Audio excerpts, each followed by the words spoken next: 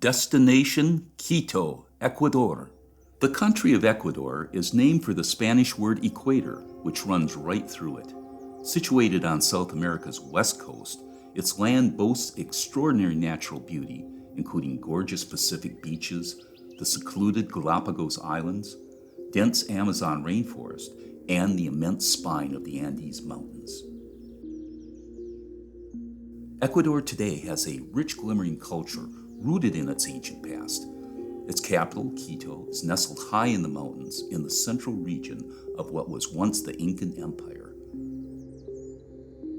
Fully 1/4 of the population are descendants from that pre-colonial time, and 2/3 of the population have mixed indigenous heritage that connects them with unconventional beliefs about medicine and healing. In an area where modern healthcare has not extended equally to all the population, some still seek out faith healers and tribal shaman, of whom there are many. Ecuador's 17 million people has a GDP of $110 billion, driven by exports of oil, bananas, and shrimp. Poverty has been significantly reduced, declining from 38% to 25% in recent years. Ecuador is highly biodiverse, serving as a unique and important ecological destination.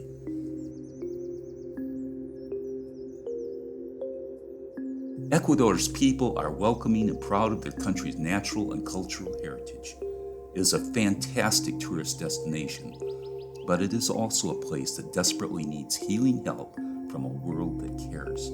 It is the mission of Surgery Warriors to help make that happen.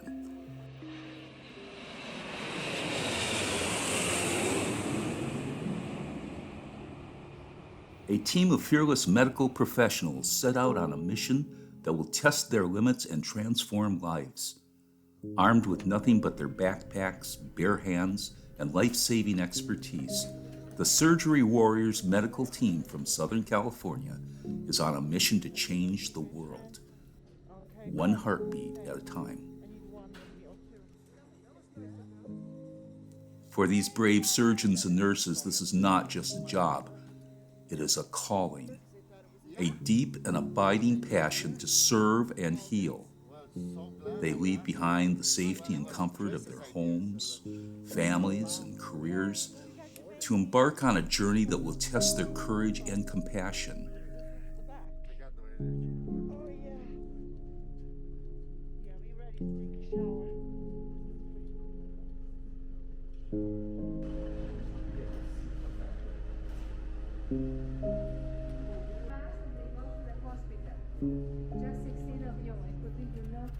Witness the intense drama and gripping action as we follow their journey to Ecuador to bring the magic of medicine to a rich, glimmering culture rooted in an ancient past. Welcome to Ecuador. Everybody can see now. Go! As they navigate the streets of Quito, they are greeted by the sights, sounds, and smells of a world far different from their own. But they are undaunted, fueled by a sense of purpose that transcends language, culture, and borders. With each passing day, they find new strength within themselves, drawing on the power of human connection and the resilience of the human spirit. With every vital second, they rush into the fray, their passion and determination driving them forward.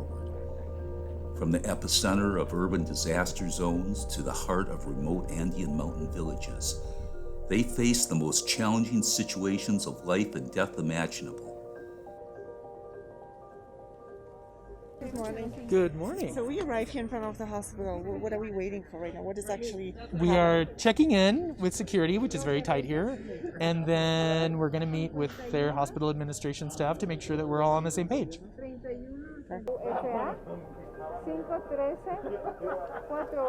After landing in the capital of Quito, the Surgery Warriors team head straight to Eugenio Espejo Hospital. After a warm welcome by the local doctors and surgeons, the team splits into 3 specialties, with plastic and reconstructive surgeon Dr. Christopher Tyner and trauma surgeon Dr. Cristobal Barrios leading the charge. As they prepare to work together for the next 6 days, the team gathers in the meeting room to plan their healing mission.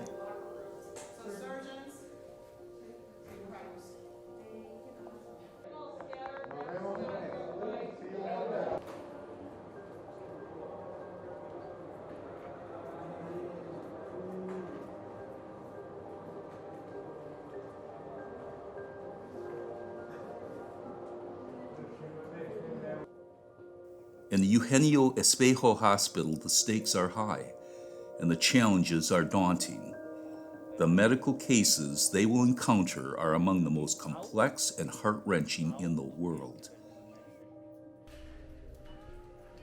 From life-threatening illnesses to devastating injuries, each successful outcome becomes a symbol of hope and a beacon of light for many others.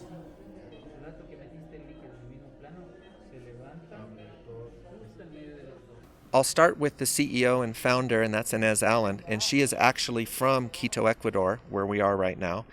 She left with her family when she was 9 years old. She left for the United States. Her older brother, who was about 15, died of an undiagnosed heart ailment. And Inez's family didn't have the means to pay for the surgeries that were needed to take care of him or the other specialized medical care that he needed.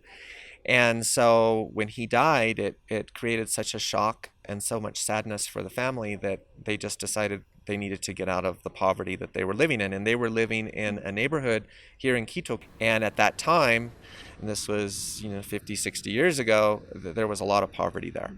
And so they went to the United States. And then later, all of Inez's brothers and sisters got degrees. And they basically lived the American dream of leaving from a country and coming and starting over in the United States. And they were successful with that, but Inez always had the desire to help poor people like her own family here in Ecuador. And so she initially started volunteering with the Flying Samaritans, which is a group of dentists that goes down into Baja California, Mexico. So she did that with her brother. And they did that for many years. And then later on, when they would go to these different villages in Mexico, people started asking her if she could come back with a doctor or if she could come back with another type of specialist, because some of the places that they went to were so remote and so limited in terms of the medical services that they offered that they really depended on her. So later, she got the idea, actually from her husband, Tracy, to found her own nonprofit organization, and that's what she did. And so she started here in Ecuador, and then from Ecuador, this was 21 years ago, she started going to other countries, and she started networking with doctors in the United States, and little by little the team grew, and so far today, as of 21 years later, we have been to 9 countries, and we've provided free healthcare to over 100,000 people, and we've done over 2,500 life-changing surgeries. And it's been the most incredible experience I've ever had. And I don't even have a medical background, but I've seen so many miracles performed by this team for so many impoverished people in so many countries. It's been the most rewarding, personally satisfying thing I've ever done. And for me to use my Spanish for this purpose and my writing for this purpose is the most personally rewarding thing I could imagine. So even though I do it for free, because we're all volunteers, it doesn't matter, because this is what lifts my spirits. Every year, I always look forward to these missions. As the Surgery Warriors team members read the hospital tutorial, their hearts are heavy with the weight of the responsibilities that lay ahead.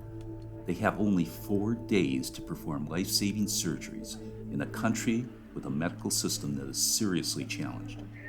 They had already overcome one setback when their medical supplies were held by Ecuador Customs for an additional 2 days. Now, they are unpacking them with a sense of urgency.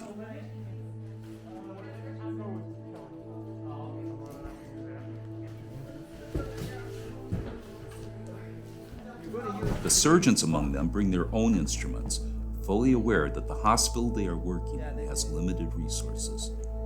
The team has brought necessary supplies to perform basic surgical procedures.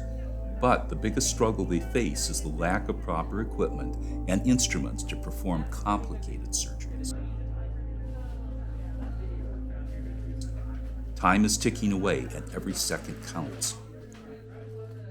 This is what the mission trip usually is trying to find the people that we can help in the little time that we're here. And the thing I repeatedly have to tell them from the very beginning is I can't promise you this is going to work or that we can do it and that it'll work out the way we want it to, but we'll do everything in our power to try to make it happen for you. But giving them a little, it's hard not to give them that hope because you can see it when they come here. They're excited, they want it done, and they've been waiting for so long in a system that they'll never get it.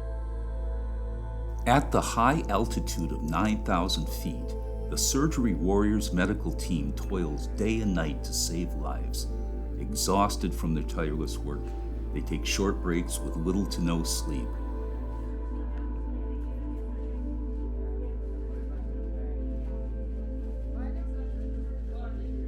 I'm going to be working, doing the food, helping with logistics, make sure everybody gets something to eat.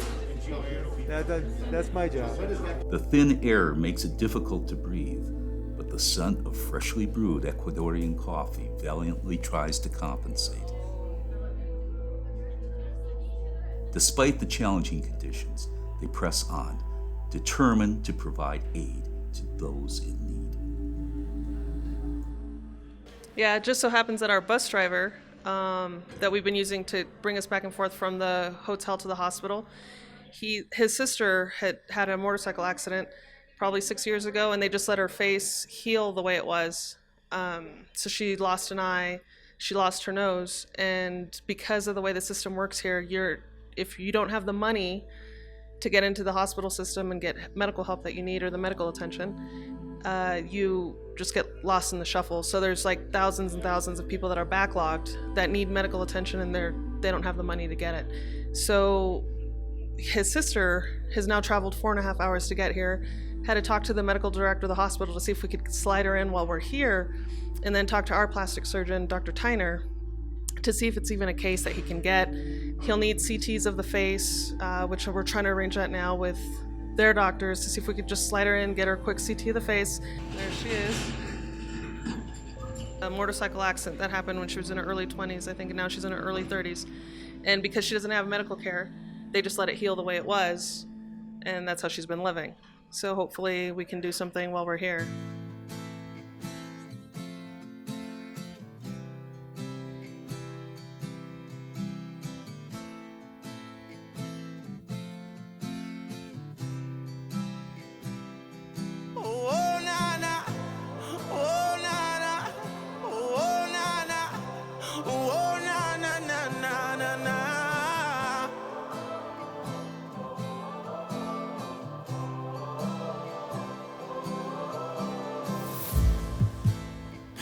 The torch, and I'll go there. Trust my word, I'll take the dare.